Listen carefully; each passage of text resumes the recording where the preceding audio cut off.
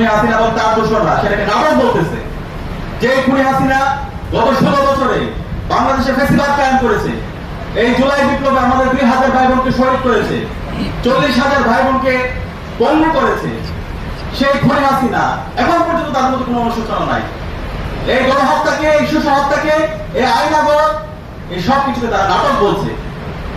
আমাদের ছাত্র জনতার পক্ষ থেকে স্পষ্ট দাবি, বাংলাদেশে খুনি হাসিনা এবং তার দোসরদের রাজনীতি করার কোনো অধিকার নাই।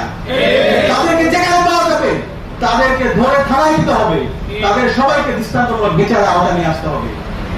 জার্মানিতে যেভাবে নাৎসি বাহিনীকে নিষিদ্ধ করা হয়েছে, ইতালিতে যেভাবে মুসলিমকে নিষিদ্ধ করা হয়েছে, একইভাবে বাংলাদেশে আওয়ামী লীগ, ছাত্রলীগ, যুবলীগ, খুনি হাসিনার দোসরদের রাজনীতি করার কোনো অধিকার নাই।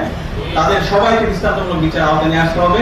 বাংলাদেশে রাজনীতি করবে বাংলাদেশপন্থী যারা আছে তারা, এর বাইরে যারা ফ্যাসিবাদ কায়েম করেছে, যারা আইনাগর তৈরি করেছে, যারা গোম খুন করেছে, তাদের রাজনীতি করার কোনো অধিকার নাই। এবং একই সাথে এই যে গোম খুন, গণহত্যা, শিশু হত্যা, এই সব কিছুর সাথে জড়িত রাষ্ট্রের যে ইনস্টিটিউশন গুলো আছে, এই ইনস্টিটিউশনের সাথে যারা জড়িত ছিল সবাইকে বিচারের আওতায় নিয়ে আসতে হবে। সকল কিলার জেনারেলদের বিচারের আওতায় নিয়ে আসতে হবে।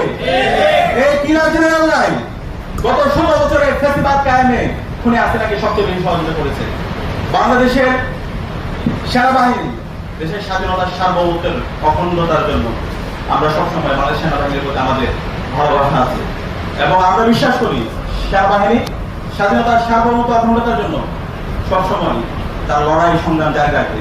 কিন্তু এই সেনাবাহিনীর মধ্যে যারা কিলার জেনারেল আছে, তারা এই দেশের শত্রু, তারা এই জাতির শত্রু।